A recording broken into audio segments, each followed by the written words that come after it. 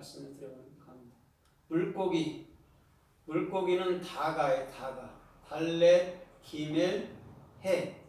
그럼 달렛은 영원한 생명의 문이 열린 상태를 말하죠. 그렇죠? 그리스도 안에 종속되어 있는 상태도 말하고. 그 다음에 기멜은 그 은혜를 보답하는 중심.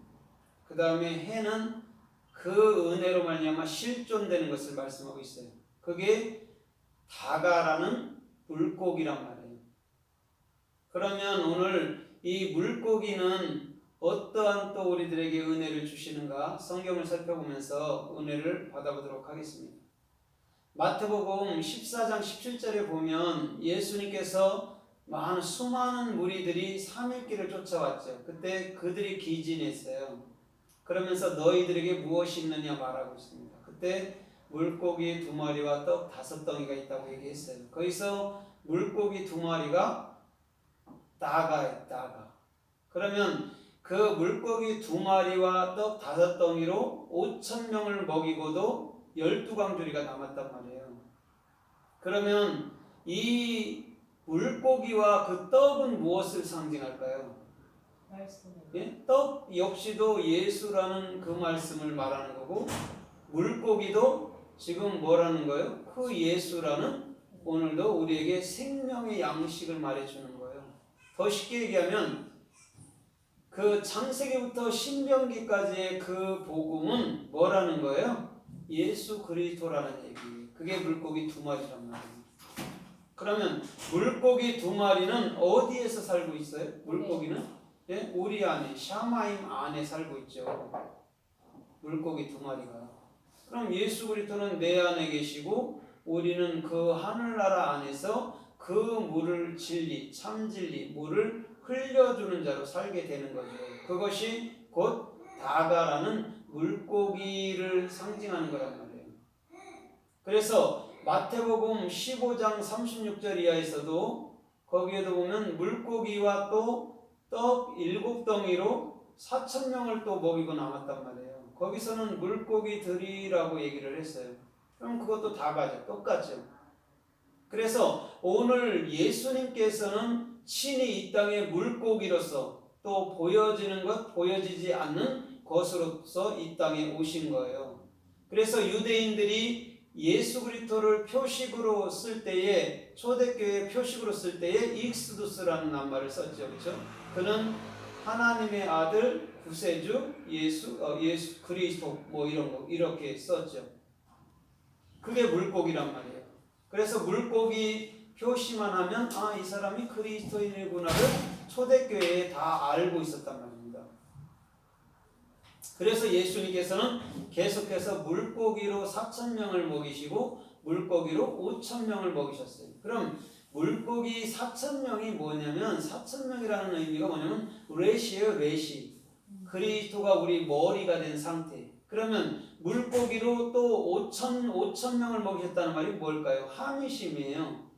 그 머리는, 그리스도의 머리는 내게 생명이야 라고 얘기해 주는 거예요.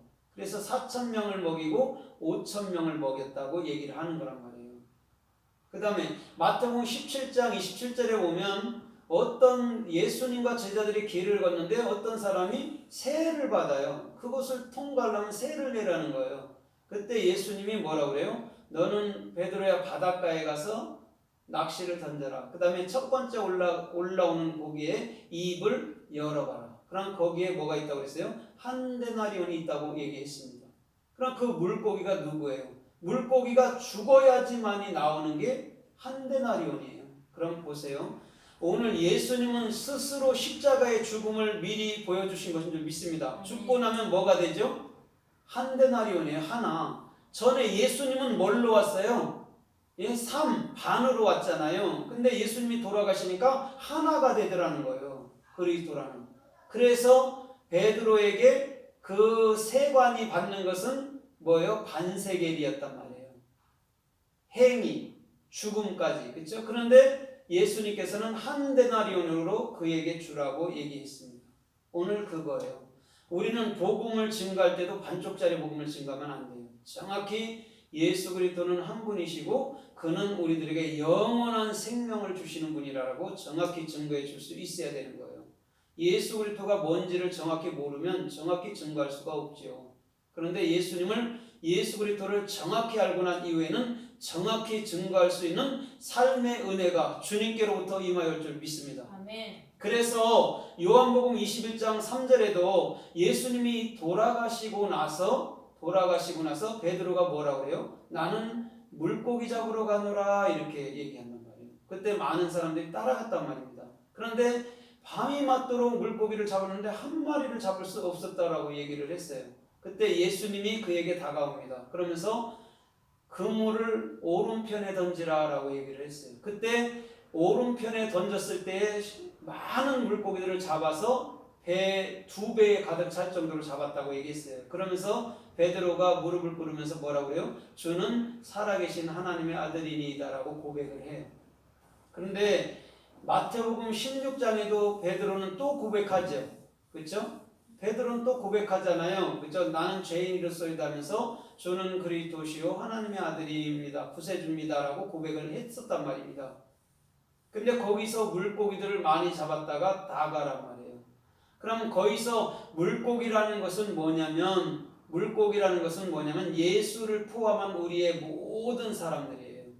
그래서 배도 2배에 가득하다고 얘기했습니다. 꼭 2분처럼 보이는데 한 분이고 그 배에 담기는 것은 물고기였고 그렇다는 거예요.